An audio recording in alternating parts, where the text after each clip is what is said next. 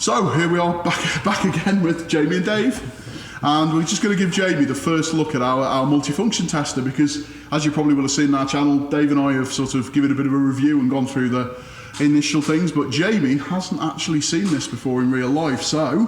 unboxing live. Oh, you ready? Yeah. You ready? It's just a chunky beast, isn't it? Ooh. Is that heavier than I thought? I don't know what to say now. That's it, thanks for watching.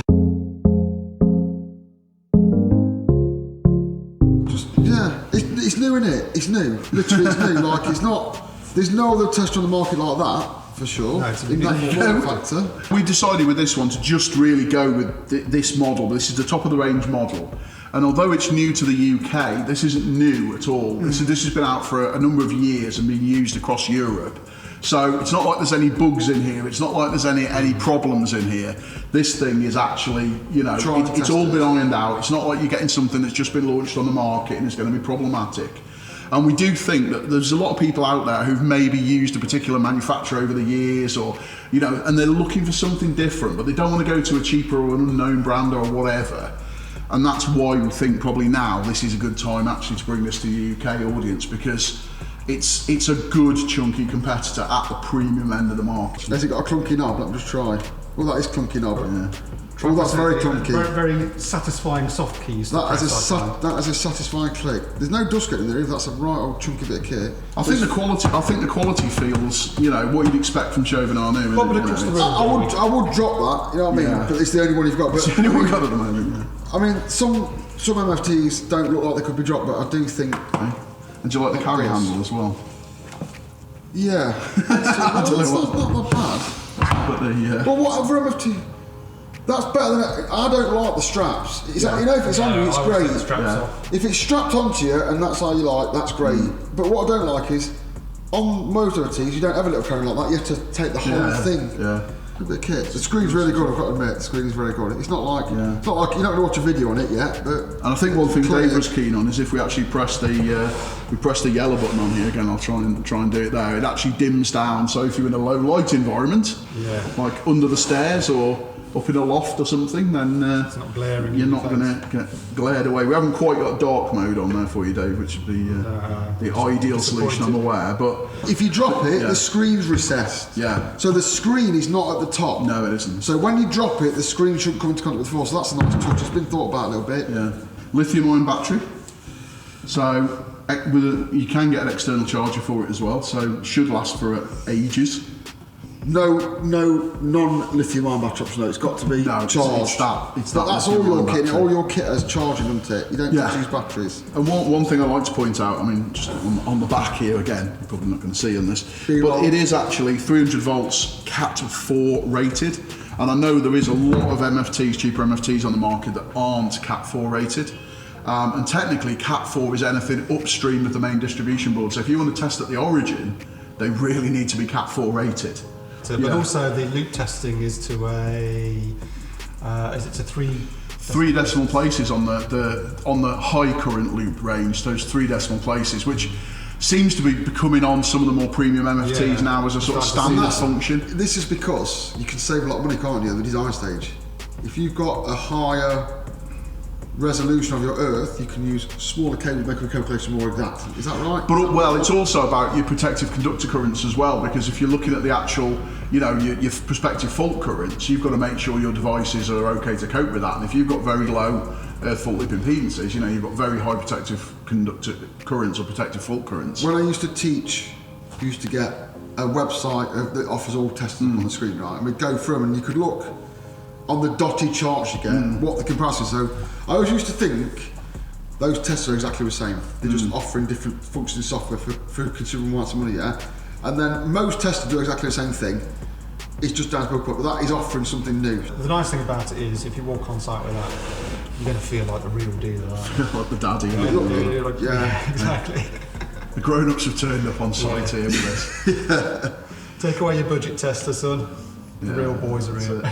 I'm not obviously going to comment on any of the test features because I imagine They're the test features, aren't they? Yeah. Apart from the test features that don't normally have, what are they? Yeah, so on here, the extra things that you've got really is you start getting into the power quality side of things. So as well as all of the functions you expect to a premium, sort of premium MFT, even like earth spike testing and the fact you can fit a leakage clamp or a normal clamp onto it and all that sort of stuff, you've actually got the power quality features, so you can actually see basically like an oscilloscope sort of trace on the screen actually. If it was obviously which we don't not more with. But you can actually see the waveforms on there for current if you've got the clamp and the voltage. And you can actually see the individual harmonics as well. There is actually a harmonics mode on there. So you can actually see the individual harmonics. Which in an industrial environment is going to be worth you doing, isn't it? Yeah, I mean I think this is more targeted at your side of things probably more than Dave's environment. You say that, but if you're trying to up your game and learn new tricks, and you are in the market for an MFT, this gives you something else to play with, doesn't it? Every MFT that's available in the UK is virtually the same thing, just the same tests. Maybe they've added in, like, I don't know, the automatic testing for RC stuff, but that has got some new things to the game in it, which I'd be interested to see the clamp in action. I don't know what it does, but I'd be interested to see that. So you can put a clamp in there. There's two different clamp options, but basically the clamp will you can use it to measure sort of mains current, and obviously you can use it with the power quality features on there, the power features, but also it'll do leakage as well, so you can use it as a leakage clamp. It's not cheap, but you know the MFT part, and then so you take the cost of the MFT part, and then you add the cost of these other bits you're getting. Is it comparative? Well, I mean, if you're looking at the power quality functions on there, a power quality analyzer, you're talking thousands. So to get some of that functionality in there. No, it's not a power quality, we've got some of that functionality, but you are getting a bit more than... For not a lot more money, you're getting a lot of stuff you can play with. It is actually sold on the data sheet on there as a 17-in-1 multifunction tester. There is everything in here you would need, even things like Type B RCDs and stuff like that is in there. So Earth spike testing as well. Earth spike testing built into it. Which is going to be bigger. It's going to be a bigger thing. It's going to be a lot bigger. There is also a software package with it, so you can actually download your data onto. So you can set up your sites, locations, distribution board circuits in here, and store that data and download it to our transfer software. Where are the leads? The leads. Got banana plugs in it, which I don't buy any meat that ain't got banana plugs on. To me, with an MFT, you're interacting mostly with the leads, so the leads should be nice. 90% of the time, you're looking at the screen, but you work with leads that aren't nice. I mean, that proprietary is not a problem because that is not... It's just making it easier. It's making it easier for you to just plug it in one. And not get them in the wrong holes. But if you did say, for example, buy another brand of leads, you would be able to plug them in there, as long as they're banana. So yeah, that's always the thing I like, because I don't want... Maybe you want to use the manufacturer lead, but if you are in the middle of nowhere and your lead breaks and you have to go and buy some banana plugs from another manufacturer, it's going to take... The other thing I like, which you don't actually see with a lot of manufacturers, is those leads are stackable leads. Yeah, which is dead. So if you need to, like, say you haven't got a neutral and you're connecting the neutral onto the earth for a particular test, you can just stack those two together and it automatically does that for you, which you don't get in a lot of cases. I do like crocodile. You do get a couple of spare leads, sort of separate leads, just for doing the two-pole sort of tests. Probes, pretty pointy, in GS38, you can get them in as well, so they're not... What's the... It's not like you've got the ends you're going to lose or anything. What's the what mains lead do we use then for our 3-pin plugs? So it's the three of those into that. Again... Which again, you could just use a standard 3-pin plug to 3 lead. I rarely use that lead on my testers. I'm always using these leads into banana socket adapter. I don't like anything else. I'd rather just... I think the socket adapters that give you bananas are much more useful to have in your box for other things, whereas this only works with this. Yeah, but you're not going to get these in the wrong holes. No, that's true. So, first thoughts, Jamie? It looks alright. It looks good. I mean, we're just looking at it, aren't we? Driving it's the secret. I mean, hopefully one day I'll get my hands on one, borrow it, and I'll give it a run. I don't do a lot of testing, but that's the acid test, isn't it? To use it in anger. What I do is I'll come with you and just watch you do it, because I don't do my own testing. I get people like you to do it for me.